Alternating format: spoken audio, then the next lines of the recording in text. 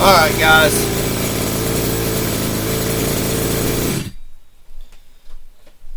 I ran into some issues here with the Redcat. You give me a second, I'm going to pull this plug and roll this piston down to the bottom and let it cool down for just a minute. It hasn't been running for its first 15-minute heat cycle, but I had some trouble with this out of the box. I didn't check my carburetor settings on the from the manual, what it says, you know, it's supposed to be or whatever. Whew, that's warm. So I ran into some issues. I'll burn myself here a little bit.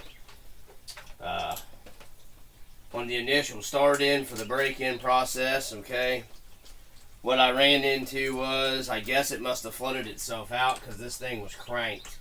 The carb settings were way cranked, twice as far, okay, out of sync from what it says at the factory.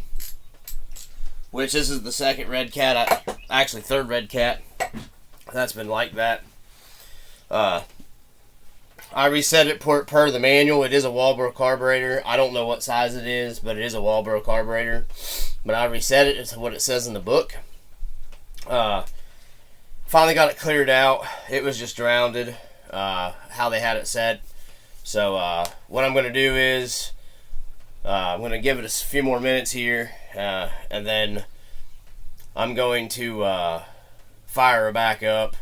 I'm slowly, as it's running, richening it up, and richening the low speed and the high speed to get it where I want it for break-in, because I'm kind of particular when I'm breaking mine in.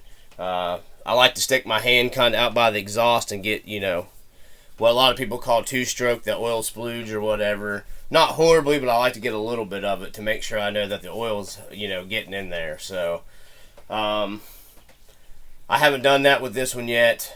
I probably had it running for probably close to 10 minutes maybe. It took me a while fooling around with it. I just wanted to share with you guys, you know, it was way too rich on the settings. It was just drowning, you know, on initial break-in. So if you guys get one of these, just keep in mind to check your carburetor, your high and low. This one, the low speed needle was like, you know, probably 2.5 turns out, and the low speed was probably almost another full turn out from what it's supposed to be in break-in settings. So, but anyhow, guys, that's what was going on with this thing. She should fire right back up now. I'm still waiting on a kill switch to come back in for this. And then I'll probably do another easy running tank. And just go from there. After that, I'm just going to start running it.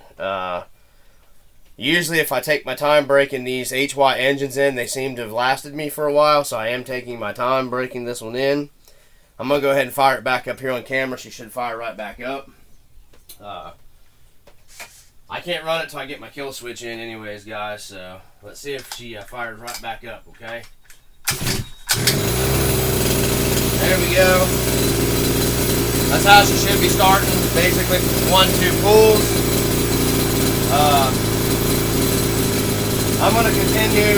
I'm going to richen the carburetor up on it probably a little bit more. As you guys can tell, it's not real loud. It's pretty quiet with this stock exhaust. I'll take the camera up here. I mean, you guys can tell it's, you know, this thing's not loud at all with that stock can on there. It's pretty quiet.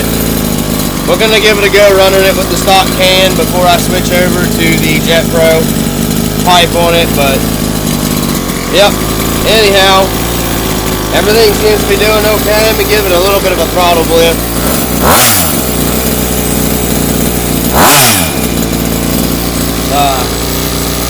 Pretty snappy and responsive, so anyhow, I just thought I'd do you guys a quick video. I am breaking it in. Exhaust fumes are kind of killing me. I'm going to have to turn this thing around so the exhaust pipe's pointing out here. Anyhow, guys, I just wanted to share with you real quick from the RC Dungeon. Peace. Keep the brightness alive.